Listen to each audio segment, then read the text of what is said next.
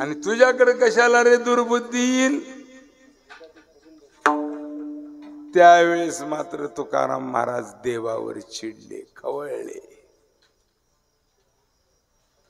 तुकाराम असा, तुकाराम तसा, तुकारामाची योग्यता मोठी.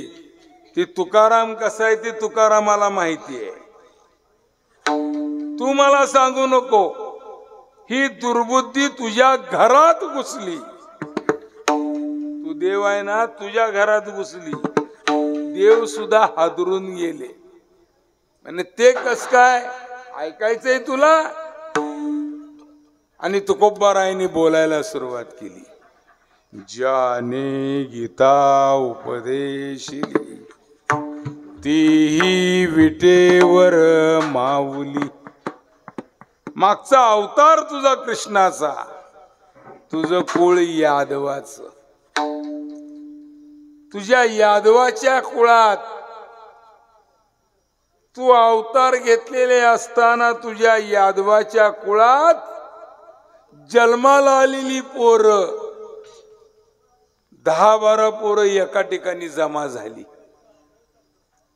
काहीच वय 20 वर्षाचं आहे, काहीच 18 वर्षाचं आहे, काहीच 15 वर्षाचं आहे, काहीच 22 वर्षाचं आहे. आणि या सगळ्या पोरांनी मिळून एका पोराला साडी नेसवली. त्याच्या छातीवर 2 चेंडू ठेवले, त्याला झंपर घातलं, त्याच्या पोटावर चिंध्या बांधल्या, त्याचं 7 महिन्याचं पोट तयार केलं. आणि सगळे पोरं यादवाच्या कुळातले म्हणले, हे डोंगर आहे ना डोंगर, या डोंगरावर दाढी राखलेला एक बुवा राहतोय. काय त्याला कळतंय का निस्तीच दाढी राखली ती बघूया. डोंगर चढून त्या डोंगरावर गेले त्या साधूकड. मगाशी सांगितलं ना मी, महाराज लोकांचे शक्यतो नादी लागून कुठला बुवा फडदिशा काय बोलल सांगता येत. त्या साधूच्या जाऊन पाया पडले. त्या साधूचं ध्यान मोडायचा प्रयत्न केला. साधू डोळे झाकून बसलेले होते. महाराज महाराज. महाराजांनी काय डोळे उघडले नाहीत. सगळे पोरं महाराज म्हणायचे आणि पाया पडायचे, महाराज म्हणायचे, पाया पडायचे. महाराजांनी डोळेच उघडले नाहीत. जेव्हा पोराला साडी नेसवली, त्या पोराला पाया पडायला लावलं, तेव्हा सगळे पोरं एकदाच ओरडले, महाराज. तरी महाराजांनी डोळे उघडले नाहीत. सगळ्या पोरांनी ठरवल्याप्रमाणे एकदाच बोलले, महाराज. ही पहिल्यांदाच गरोदर आहे, पोरग होईल का पोरगी होईल एवढं सांगा. महाराजांनी डोळे नाही उघडले. महाराजांचं ध्यान लागलेलं होतं. पण सगळ्यांचा आवाज एकदम निघाला. एकट्यानं आवाज काढला तर एकेरी आवाज कमी येतो. सगळ्यांनी मिळून जर आवाज काढला तर आवाज मोठा निघतो. मोठा आवाज निघाला. महाराजांनी डोळे नाही उघडले पण उत्तर मात्र दिलं. देवाच्या कुळात जन्माला आलेले पोर, तुम्हाला असली दुर्बुद्धी. मनात म्हणले, पण पोरांना उत्तर काय दिलं. पोरं काय म्हणत होते, महाराज पोरग होईल का पोरगी होईल एवढं सांगा. 7वा महिना चालू आहे. महाराजांनी डोळे नाही उघडले पण महाराजांनी सांगितलं, पोरग बी होणार नाही आणि पोरगी बी होणार नाही. ह्याच्या पोटातून एक मुसळ बाहेर येईल. आणि ते मुसळ बाहेर आलं की तुमच्या 56 कोटी यादवाचा सत्यानाश करल. सगळी पोरं खो खो खो खो हसायला लागली. सगळी पोरं टाळ्या वाजवत त्या डोंगरावरनं खाली आली. सगळी पोरं टिंगल करत आपापल्या घरला गेली. ज्याला साडी नेसवलेली होती ती त्याच्या घरला गेलं. त्याने जम्पर काढला, पण भानगड काय झाली, चेंडू काढले पण आतूनच 2 चेंडू तयार झाले. पोटावरल्या चिंध्या काढल्या, आतूनच 7 महिन्याचं पोट तयार झालं. ती पोरग घाबरलं, ती काय बाहेर येईना. ती त्या खोलीमध्ये कोपऱ्यामध्ये बसायला लागलं. सगळ्या यादव कुळामध्ये बातमी पसरली आणि त्या पोराला बघायला देवाला बारी लागते तशी त्या पोराला बारी लागली बघायला. ती पोरग कोपऱ्यातच लाजू लाजू मरायला लागलं. 7वा महिना सांगितला होता, बरोबर 9 महिने झाले. 9 महिने 9 दिवसानं त्याच्या पोटातनं मुसळ बाहेर पडलं. मग मात्र 56 कोटी यादवाची झोप उडाली. या कार्ट्याने हा कार्यक्रम केला. आपले कार्टे सगळे ही पोरपट्टी देवळा त्या डोंगरावर गेली. त्या साधूने शाप दिला, मुसळ बाहेर पडल आणि 56 कोटी यादवाचा निकाल लागल. आता काय करायचं? आता ह्याला कुटा म्हणे या मुसळाला धरून. त्या मुसळाला धरून कुटलं, त्याच पीठ केलं, वस्त्रगाळ केलं, वस्त्रगाळ, आणि ते बारीक केलेलं पीठ दिलं समुद्रामध्ये फेकून. ते तरंगत तरंगत तरंगत समुद्राच्या काठाला आलं. त्याची ती पानकंस उगवली आणि थोड्याच दिवसात यादवामध्ये यादवी माजली. जी लढाई जुंपली, भाले संपले, बंदुक्या संपल्या, तलवारी संपले, शस्त्र संपले. एकमेकाला ठोसाठोशी करत, धक्काबुक्की करत, एकमेकाला गुद्दे देत सरळ समुद्राच्या काठाला आले. जे तरंगत तरंगत आलेलं होतं ना, त्याचे पानकंस उगवलेले होते. हे पानकंस दिसले, उपडून घेतले आणि जी लढाई जुंपली, 56 कोटी यादवाचा निकाल लागला. अरे या दुर्बुद्धीच्या मुळे, अरे या दुर्बुद्धीच्या मुळे झाले वाटोळे उघडा डोळे. पहा इतिहास पूर्वजांचा, पहा इतिहास पूर्वजांचा, पहा इतिहास पूर्वजांचा.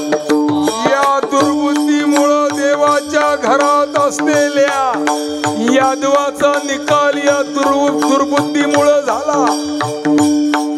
या दुर्बुद्धीच्या मुळे झाले वाटोळे उघडा जरा डोळे.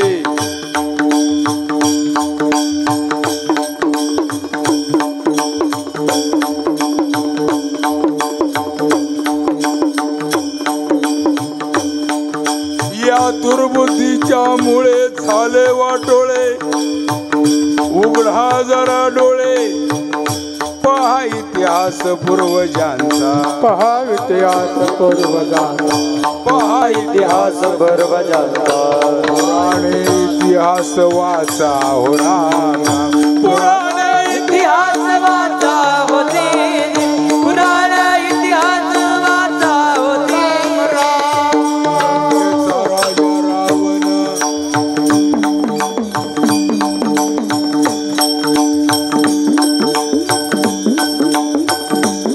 लंकेचा राजा रावण, लंके माझी घरे किती ती ऐका, सांग तशी संख्या जैसी तैसी. ज्या रावणाजवळ 80,000 बायका होत्या, 1,00,000 नातू होते, 1,25,00,000 पंतू होते, अख्खा मतदार संघ एकट्याचाच होता. उभारला असता तर एकटाच निवडून आला असता. लंके माझी घरे किती ती ऐका, सांगतसी संख्या जैसी तैसी. 5 लक्ष पाषाणाची, 7 लाख विटची, शुद्ध कांचनाची 7 कोटी. सोन्याची घरं होती. सोन्याची घरं म्हणजे कशी होती? 2 दगडाच्या मध्ये जशी सिमेंटाची दरज भरतात तशी ती घरं सोन्याच्या विटाची होती. शुद्ध कांचनाची 7 कोटी. विटाच्या मध्ये जसं सिमेंट भरलेलं असतं तसं तिथं सोनच होतं. तसे लोखंडी गज असतात. भीम उभा करताना लोखंडी गज मग काँक्रीट. तसं जे ते गज जे होते ना ते सोन्याचे होते. सोन्याचे, लोखंडाचे नव्हते. शुद्ध कांचनाचे 7 कोटी. सगळं ऐश्वर होत. पण एवढं ऐश्वर असून रावणानं सीता चोरून नेली.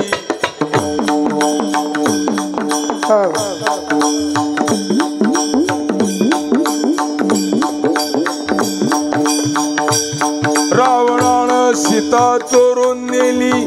बुद्धी भ्रष्ट झाली. देवाला ठेवलं र तुरुंगात. देवाला 33 कोटी देव बंदी खान्यात तुरुंगामध्ये रावणानं ठेवलेले होते. वायुदेवानं अंगण झाडावं. मेघराजा, या मेघराजानं सडा टाकावा. तुमचं माझं नसीब लिहिणारी सटवी, तिला शास्त्रीय भाषेमध्ये अदृष्ट देवता म्हणतात. तिनं 17 तास या रावणाचे पाय दाबावे. गणपतीनं गायी राखाव्यात. खंडोबानं दररोज दाढी करायला यावं. खंडे राया ज्याचा न्हावी, नित्य नेमार साधावी. एक दिवस खंडोबाला यायला उशीर झाला. खंडोबाला रावणानं येळकाटानं मारलं. तेव्हापासून खंडोबाचा येळकोट म्हणतात.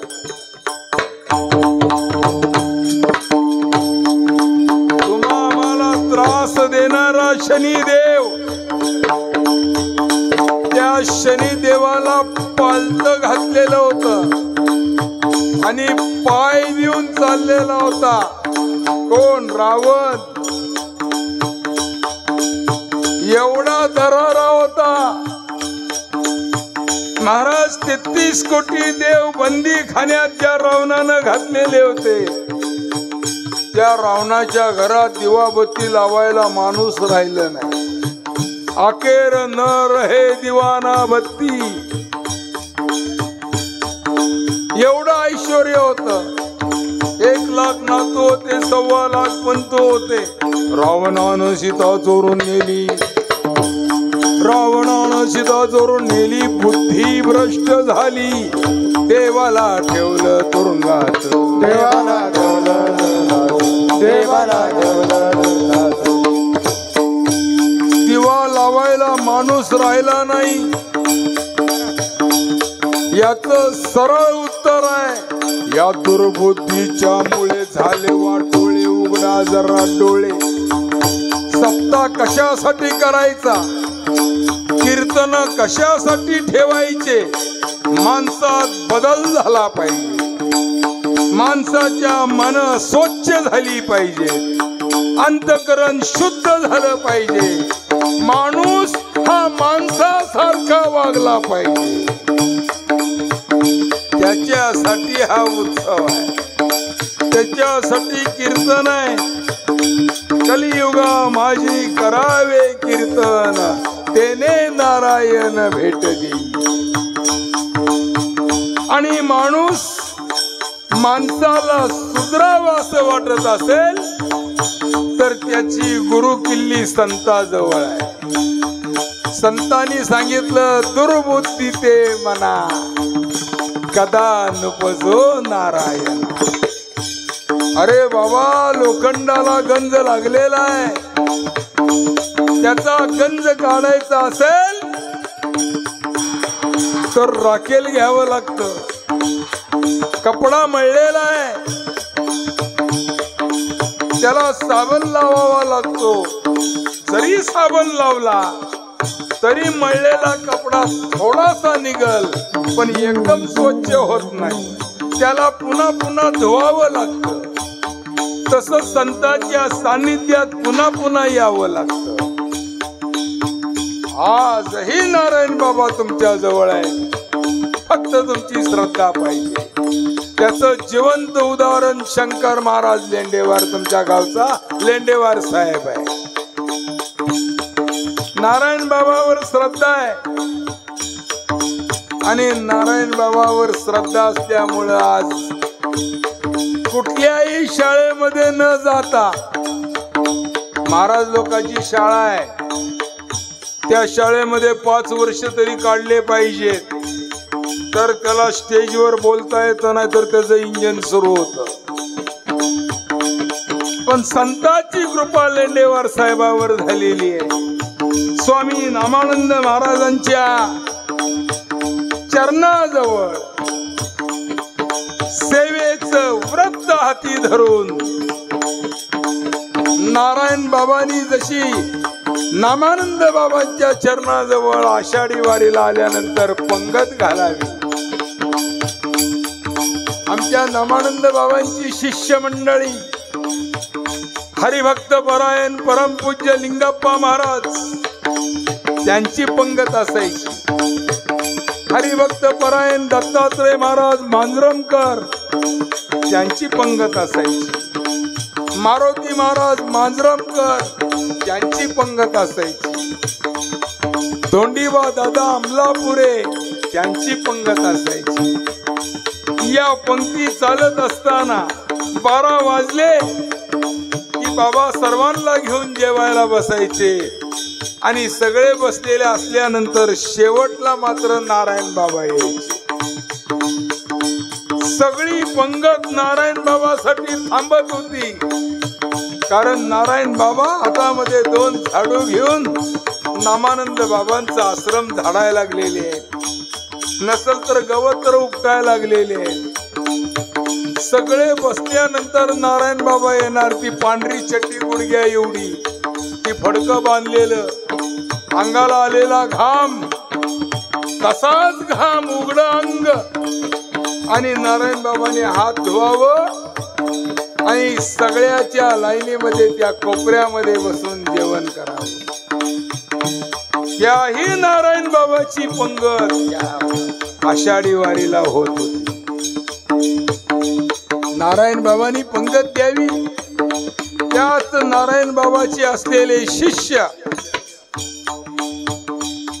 लेंडेवार साहेब, काय नारायण बाबांनी प्रेरणा दिली असेल. गेल्या अनेक वर्षापासून आमचं पत्रही नसतं, निरोपही नसतो, पण त्या ठिकाणी येऊन बासुंदीची पंगत करतात. नुसती पंगतच नाही महाराज, संत कृपा होता पशु बोलेवे. संताची ताकद काय, संताचं सामर्थ्य काय. अरे गजानन बाबा कोरड्या विहिरीच्या काठाला जाऊन उभे राहिले आणि गजानन बाबांनी त्या कोरड्या विहिरीत वाकून बघितलं आणि गंगा माईला हाक मारली. हे गंगा माई, गण गण गणात बोते, गण गण गणात बोते, गण गण गणात बोते. भगवान शंकराच्या जटेतून तू प्रगट झालीस. या शेतकऱ्याच्या शेतामध्ये पिकलं पाहिजे. गंगा माता तू प्रगट हो माता. हाक मारली गजानन बाबांनी. कोरड्या विहिरीतून पाणी बाहेर आलं. संतानं मनावर घेतल्यावर काय होत नाही.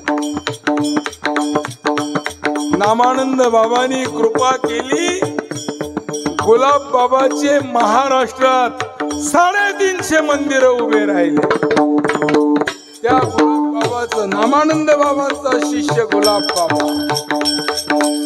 लता मंगेशकरच्या डोक्यावर हात ठेवलेले फोटो आहेत. गुलाब बाबाचं 32 कोटी रुपयाचं मंदिर एकाच माणसानं बांधलेलं आहे. संत कृपा होता पशु बोले वेद. संताची कृपा झाली रेडा वेद बोलला महाराज. निर्जीव दगडा मातीची भिंत चालती का? मग चालली नाही का? ज्ञानोबा रायांनी निर्जीव दगडा मातीची भिंत चालवली. संतांनी मेल माणूसच उठविलं. मेलेलं माणूस जिवंत केलं. अशक्य ते शक्य करतील स्वामी. अजून वायरमन MSCB मध्ये काम चालू आहे लेंडेवार साहेबाचं. पण तीर्थक्षेत्रात नामानंद बाबांच्या चरणाजवळ प्रवचन चालू आहेत त्यांचे. महिन्याच्या वारीला आले की प्रवचन करावं. ही कुणाची कृपा आहे? काही शाळेत गेलते का ते? संत कृपा होता पशु बोले वेद. अरे पशु जर वेद बोलत असेल तर हे माणूस आहे का बोलणार नाही? अरे नामानंद बाबाच्या चरणाजवळ आजही तुम्ही आलात तर एक मुका माणूस आहे. मुका पंढरपुरात त्याचं घर आहे. श्रीमंत घराणं आहे. पण पंढरपुरातल्या माणसाने त्याला मठामध्ये आणून सोडलेलं आहे. हात जोडून आम्हाला एवढंच सांगितलं, दयागन महाराज, नामानंद बाबाचा महिमा अगाध आहे. आम्ही गुलाब बाबाचं नाव ऐकून आहे. आम्ही बाबासाहेब देशमुखाचं नाव ऐकून आहे. आम्ही नारायण बाबाचं नाव ऐकून आहे. नामानंद बाबाचे शिष्य लिंगप्पा महाराज कोल्हाडे त्यांचं नाव ऐकून आहे. अनेकावर कृपा झाली. हे मुका माणूस आम्ही तुमच्यावर सोडतो. तुमच्या आश्रमात आम्ही सोडतो. तो आला तर खाली मान घालून बसत होता. इकडं बघायला लागला तर इकडंच बघायचा. इकडं बघायला लागला तर इकडंच बघायचा. पण आज तो 2-2 शब्द बोलायला लागलेला आहे. मुकं करोति वाचालम पंगुन लंघयति गिरी यत कृपा तमाम वंदे परमानंद माधव. संताची कृपा व्हावी लागते. आणि संताची कृपा करून घ्यायची असेल तर संत वचनाकडे लक्ष ठेवलं पाहिजे. विश्वास पाहिजे. हो हो. दुर्बुद्धी ते म्हणा कदा नुपजो नारायणा. कधीच दुर्बुद्धी येऊ देऊ नको. आता मजाईसे करी तुझे पाय चित्ती धरी. बोला पुढचं चरण कोणचं म्हणायचं ते म्हणा.